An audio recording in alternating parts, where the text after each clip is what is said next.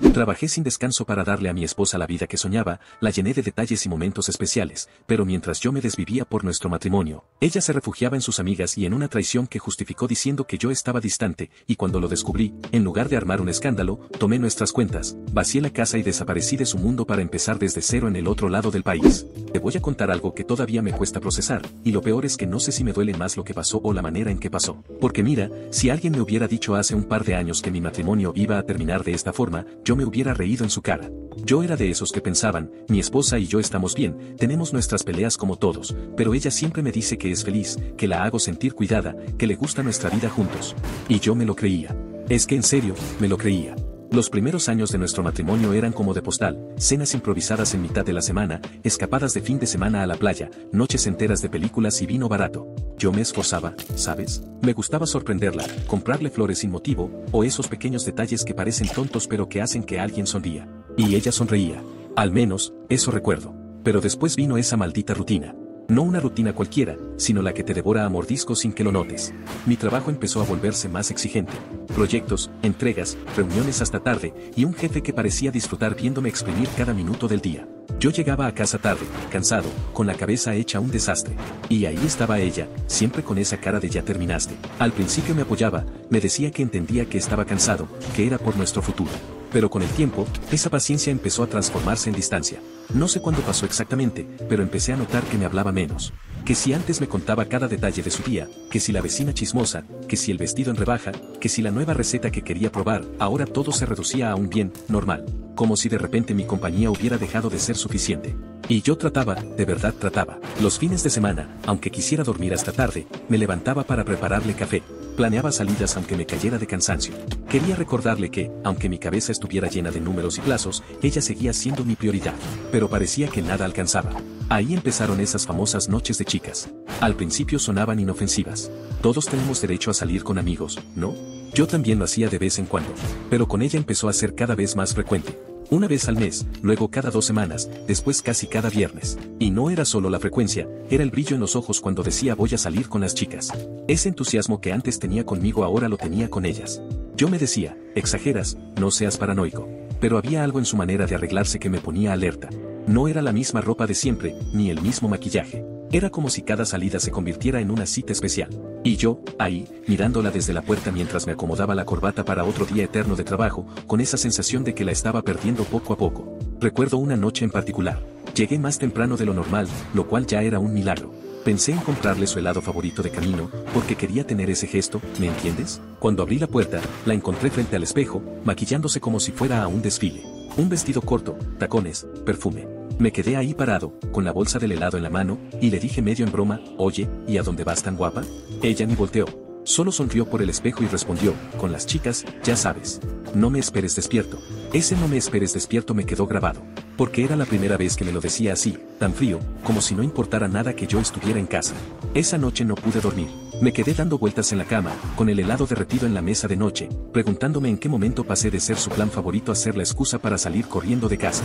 Y aunque trataba de convencerme de que todo estaba bien, que estaba cansado y sensible, dentro de mí ya se encendía una alarma que no iba a dejar de sonar. Lo curioso es que, al día siguiente, ella actuó como si nada. Preparó desayuno, me dio un beso en la mejilla y me preguntó cómo había dormido.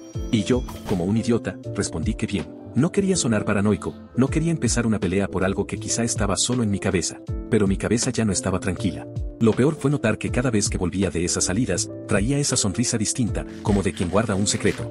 Revisaba su celular más de lo normal, se reía sola, y cuando me acercaba para ver qué tanto la divertía, apagaba la pantalla en un segundo. Ese fue el momento en que entendí que algo ya no estaba bien. Y aunque todavía me negaba a aceptarlo, ya tenía claro que esa distancia no era culpa solo de mi trabajo ni de mi cansancio. Había algo más, algo que ella no quería decirme. Y esa sospecha se volvió la semilla de lo que estaba por venir. A partir de esa noche, empecé a fijarme en cada detalle. No lo hacía de manera consciente al principio, era más bien una reacción automática. Si me decía que iba a salir con las chicas, yo me fijaba en la hora exacta en que salía, en el tono de su voz, en cómo olía el perfume que usaba. Ya no era el aroma suave y cotidiano al que estaba acostumbrado, sino uno más fuerte, más llamativo, de esos que se quedan en el aire mucho después de que la persona se va. Lo curioso era que, cuando le preguntaba dónde iban, siempre tenía una respuesta ensayada, al bar de siempre, a casa de Laura, a tomar algo rápido. Siempre los mismos lugares, siempre la misma justificación. Lo raro es que cuando yo le ofrecía acompañarla, aunque fuera a saludar un rato, se ponía a la defensiva. No, amor, es noche de chicas. No quiero que te aburras ahí, escuchando chismes. Y yo, tragándome el mal sabor, sonreía como si me convenciera. Pero por dentro me corroía la duda. Un viernes decidí no salir del trabajo tan tarde. Apagué la computadora antes de tiempo y fui directo a casa. Mi plan era simple, sorprenderla, pasar la noche juntos, quizá ver una película como antes. Pero cuando llegué, ella ya estaba arreglada, lista para salir. Ese día no me dio explicaciones, solo dijo, hoy toca bar con las chicas, no me esperes. Y salió, así, sin más. Me quedé en el sillón, viendo el reloj, preguntándome cuánto tardaría en regresar. Lo más inquietante no fue que llegara tarde, sino que lo hiciera pasada la madrugada, con los tacones en la mano y esa sonrisa idiota en la cara. ¿Qué tal la pasaste?, pregunté, con esa voz que uno usa cuando ya sabe la respuesta pero quiere escucharla de la otra persona. Genial, como siempre. Estábamos muertas de la risa. Se metió al baño, cerró la puerta y se rió sola, como si recordara un chiste que no podía compartir conmigo. Yo la escuchaba desde la cama, con esa mezcla de celos y desconfianza que te va quemando por dentro. Con el tiempo, empecé a notar que esas amigas suyas se habían convertido en su ejército personal. Siempre juntas, siempre apoyándose entre sí, como si fueran invencibles. Cuando yo trataba de unirme a alguna conversación, me hacían sentir como un intruso. Como si mi papel fuera solo el de pagar las cuentas y desaparecer. Una tarde, mientras preparaba café en la cocina, escuché sin querer parte de una llamada. Había dejado el celular en altavoz y no se dio cuenta de que yo estaba cerca. Era una de sus amigas, Laura, creo. La escuché decir, ¿y entonces? ¿El viernes se repite lo del otro día? Mi esposa se rió nerviosa y contestó, SHHH, baja la voz, que está aquí.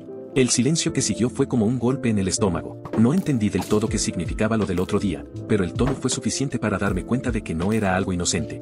Cuando entré al cuarto, ella se apresuró a apagar el altavoz y dijo, era Laura, nada importante. Nada importante. Sí, claro. A partir de ahí, empecé a fijarme más en su celular. No lo revisaba directamente, porque no soy de esos que espían, pero la veía escribir y borrar rápido, cambiar de pantalla en un segundo cuando yo aparecía. Esa sensación de que había otra vida ocurriendo justo frente a mí, pero de la cual yo estaba completamente excluido. Hubo un sábado especialmente extraño. Ella me dijo que iba a una tarde tranquila en casa de una amiga, pero cuando regresó, traía olor a alcohol, a cigarro, y la ropa un poco desordenada. Yo no dije nada, aunque por dentro tenía una tormenta. Me limité a preguntar, ¿la pasaron bien? Ella me miró con esos ojos que pedían que no siguiera preguntando y dijo, sí, solo unas copas, nada del otro mundo. Nada del otro mundo. Esa frase me quedó retumbando en la cabeza durante días. Lo que más me dolía no era la sospecha en sí, sino la forma en que ella se cerraba cada vez que yo intentaba acercarme. Antes me contaba todo, incluso lo más banal. Ahora, cualquier cosa parecía clasificada, como si yo no tuviera derecho a saberlo. Y cuando insistía, se ponía furiosa. Estás paranoico. Me gritaba. ¿No confías en mí? Y claro, ahí venía la culpa. Porque yo la quería, porque yo no quería pensar mal, porque me dolía que la mujer con la que compartía mi vida me mirara como si yo fuera un carcelero. Pero el corazón no se engaña, y por más que me repitiera que eran solo salidas inocentes, dentro de mí ya estaba convencido de que algo andaba muy mal. Lo que no sabía era que la prueba iba a llegar más pronto de lo que imaginaba. Siempre dicen que cuando buscas encuentras, y aunque yo no buscaba directamente, la vida se encargó de ponerme la verdad delante de los ojos. Y no fue bonito. Todo empezó un jueves cualquiera. Yo había tenido un día agotador en la oficina, de esos en que solo quieres llegar a casa, cenar algo rápido y dormir. Pero al entrar, noté algo raro. Ella estaba en la sala con el celular en la mano, los auriculares puestos, riéndose a carcajadas. Yo la saludé, y apenas me contestó con un gesto. No era la primera vez, pero esa noche la curiosidad pudo más que el cansancio. Me metí al cuarto, dejé el maletín, y al volver noté que había dejado el teléfono conectado al parlante Bluetooth de la sala. Ella no se dio cuenta, y la voz de una de sus amigas empezó a sonar alto, demasiado alto, es que no puedo creer cómo se tragó la historia. Se reía una. Te lo dije, los hombres son ciegos cuando quieren, respondió otra. Y entonces escuché la voz de mi esposa, clara, fuerte, como un puñal directo en el pecho, si supiera lo bien que me lo paso cuando salimos, se muere. El silencio en mi cabeza fue absoluto. No podía moverme, no podía respirar. Era como si todo el aire de la sala se hubiera convertido en plomo. Ella se dio cuenta tarde, se levantó de golpe, desconectó el parlante y me miró como si hubiera visto un fantasma. No era lo que piensas, balbuceó, pero ya era demasiado tarde. No necesité más explicaciones. Esa frase, esa risa, esa complicidad con sus amigas eran la confirmación que yo llevaba meses evitando aceptar. Me engañaba. No sabía con quién, ni desde cuándo exactamente, pero lo estaba haciendo. Y lo peor era cómo se burlaban de mí, cómo lo compartían como si fuera un chiste privado. Esa noche intenté hablar. Mi voz temblaba, me costaba ordenar las palabras. ¿Es cierto? ¿Me estás poniendo los cuernos? Ella cruzó los brazos, la típica postura defensiva, y me soltó. ¿Qué esperabas? Llevas semanas distante, apenas me miras. Yo necesito atención, necesito sentirme viva. Yo me quedé helado. No era una confesión, era un ataque. Me estaba culpando a mí de lo que ella había hecho. ¿Distante? Repetí, incrédulo. He estado trabajando como un loco por nosotros, para que no te falte nada. ¿Y esa es tu excusa? Ella me lanzó una mirada fría, casi de desprecio, y dijo, no entiendes. No se trata de dinero, se trata de ti.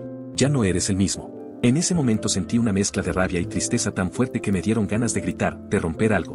Pero me contuve. No quería darle el espectáculo de verme perder el control. Como si todo eso no bastara, al día siguiente sus amigas aparecieron en casa. Yo todavía estaba con la cabeza hecha un desastre, y ellas entraron como si fueran las dueñas del lugar. Una de ellas, Laura, me apuntó con el dedo y me dijo, tú tienes la culpa. Nunca estuviste para ella, siempre encerrado en tu trabajo. ¿Qué esperabas que pasara? Otra, Clara, añadió, eres un marido pésimo, nunca la valoraste. Ella merece ser feliz, aunque sea lejos de ti. Yo no lo podía creer.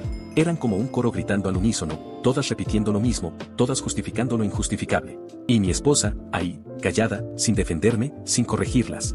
Al contrario, asentía con la cabeza como si todo lo que decían fuera la verdad absoluta. Ese fue uno de los golpes más duros. Porque una cosa es que la persona que amas te traicione, pero otra aún más cruel es verla dejar que los demás te pisoteen, como si tu dolor no significara nada. Esa noche no dormí. Me quedé sentado en la cocina, con la luz apagada, mirando la nada. Pensaba en todo lo que había hecho por ese matrimonio, las flores, las cenas, los viajes, las veces que me aguanté el cansancio para estar con ella. Y me preguntaba una y otra vez, asterisco de qué sirvió, en qué momento todo se vino abajo. Asterisco. Y mientras más lo pensaba, más claro lo tenía, no valía la pena seguir peleando. No iba a arrastrarme para que ella me diera explicaciones que ni siquiera estaba dispuesta a dar. No iba a rebajarme al nivel de sus amigas, que me señalaban como si yo fuera el villano de la historia. Fue entonces cuando tomé la decisión más silenciosa, pero también la más radical de mi vida, no discutir más, no suplicar, no llorar frente a ella. Solo actuar. Y empezar a planear mi salida, sin que nadie lo notara. Porque entendí que mi dignidad valía más que cualquier disculpa que ya nunca iba a llegar. Dicen que la venganza se sirve fría, pero lo mío no era venganza. Era supervivencia. Esa misma noche, mientras ella dormía plácidamente a mi lado, o al menos fingía hacerlo, yo ya estaba armando en mi cabeza lo que sería mi huida. No quería gritos, no quería peleas interminables. Quería desaparecer de su vida de la manera más limpia y contundente posible. Lo primero fue el dinero. Teníamos una cuenta conjunta que, por ingenuo o confiado, yo nunca había visto como un riesgo. Al día siguiente, con un nudo en la garganta, retiré la mitad del saldo. No más, no menos. Lo justo para empezar de nuevo, sin sentir que estaba robando lo que también le pertenecía. Mientras la cajera contaba los billetes, yo pensaba en cómo algo tan frío como el dinero podía convertirse en mi tabla de salvación. Lo segundo fue mi trabajo. Mi jefe llevaba meses insistiendo en que considerara una transferencia a la sede del otro lado del país, donde necesitaban a alguien de confianza. Siempre lo había rechazado por no querer alejarme de mi vida aquí. Pero ahora esa vida ya no existía. Así que fui a su oficina y le dije, acepto el traslado. Él me miró sorprendido, me felicitó, y empezó a mover los papeles. Para él era una oportunidad profesional, para mí, era mi escape disfrazado de promoción.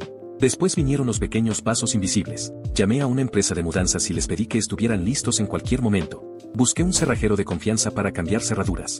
Revisé contratos y papeles, todo lo que podía atarme a esa casa, y empecé a trazar un plan para liberarme. Lo curioso es que, mientras yo hacía todo eso en silencio, ella seguía con su rutina de risitas, mensajes escondidos y salidas con sus amigas. Era como si viviéramos en mundos paralelos. Ella creyendo que yo seguía atrapado en la telaraña, y yo preparando las tijeras para cortar de raíz. Hubo una noche que me marcó especialmente. Ella salió otra vez con las chicas, y yo me quedé en casa, sentado en el sillón con una libreta en la mano.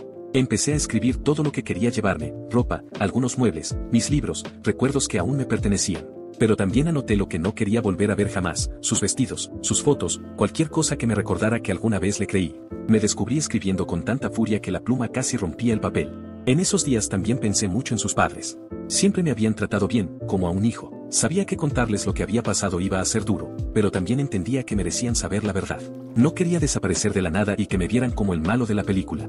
No esta vez. La rabia me daba energía, pero lo que realmente me sostenía era esa sensación de dignidad recuperada. No me iba a quedar esperando a que ella volviera de sus aventuras para tirarme unas migajas de atención.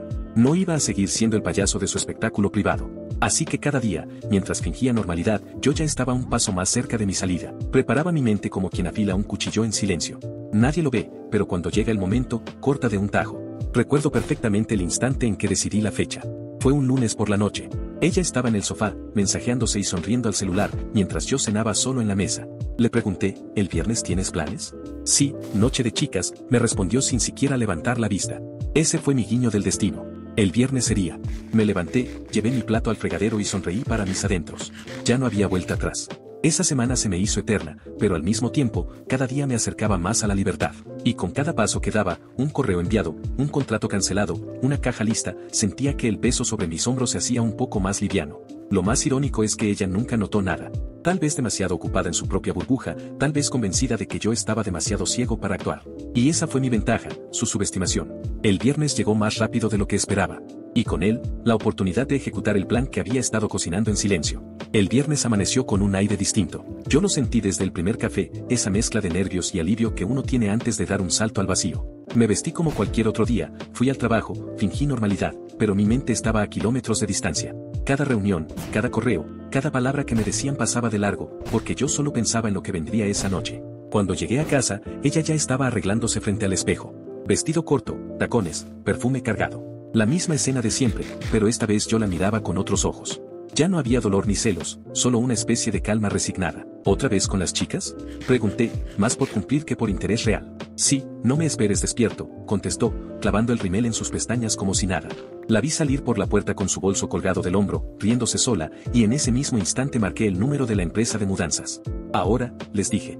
No pasó ni media hora y el camión estaba estacionado frente al edificio. Los tipos bajaron rápido, eficaces, acostumbrados a mover vidas enteras en cajas de cartón. Yo les señalé lo que debían empacar, todo lo que fuera suyo. Ropa, zapatos, perfumes, muebles que ella había elegido. No quería que quedara rastro de ella en ese departamento. Cada objeto que salía por la puerta era como arrancar una espina de mi piel. Cuando terminaron, subí al camión con ellos y les pedí que me acompañaran a la casa de mis suegros. El trayecto se me hizo eterno. En el asiento delantero iba repasando una y otra vez lo que iba a decirles. Nunca me había sentido tan nervioso en mi vida, ni siquiera el día de mi boda. Llamé a sus padres en el camino. La voz me temblaba, pero no podía postergarlo más. Necesito hablar con ustedes. Es sobre su hija, dije. Hubo un silencio al otro lado, y luego su madre, preocupada, ¿pasó algo malo? ¿Está bien? Tragué saliva y solté todo de golpe, me ha estado engañando. Y no solo eso, tengo pruebas, audios en los que se burla de mí con sus amigas. No puedo seguir con ella, y no quiero que piensen que desaparecí sin dar la cara. Cuando llegamos, ellos estaban en la puerta. Su padre, serio, su madre con los ojos rojos de tanto llorar. Los ayudé a bajar las cajas, a dejar todo en la sala. Y ahí, con las manos temblorosas, les mostré los audios en mi celular. Escucharon en silencio, sin interrumpirme. Al terminar, su madre se tapó la cara con las manos y empezó a llorar. Su padre solo apretó los labios, como si cada palabra fuera un golpe en el estómago. No merecías esto, hijo, me dijo al final, con una voz grave y rota. Nadie lo merece. Yo asentí, incapaz de responder algo más. De ahí me fui directo a llamar al cerrajero. En menos de una hora, las cerraduras del departamento eran nuevas, desconocidas para cualquiera que hubiera tenido las llaves antes. Esa sensación, escuchar el clic metálico de la cerradura cambiada, fue como cerrar un capítulo con candado. Después, pasé por la inmobiliaria. Entregué las llaves viejas, firmé la cancelación del contrato, y cuando salí de esa oficina sentí que por fin podía respirar sin cadenas. El último paso fue el más simbólico, llegar al aeropuerto. Con mi maleta a un lado, sentado en la sala de espera, abrí el celular y escribí el mensaje final. No era largo, no necesitaba hacerlo, *, vas a tener que empezar una nueva vida, igual que yo. Cuando llegues a casa, no encontrarás nada. Ya no tendrás un lugar al que volver. *. Lo envié, apagué la pantalla y esperé. No pasó ni un minuto cuando el teléfono empezó a vibrar sin parar. Llamadas de ella, mensajes interminables. Después fueron las amigas, y más tarde hasta conocidos en común que se atrevían a llamarme cruel, como si yo fuera el villano de la historia. Ni uno solo me preguntó qué había pasado realmente.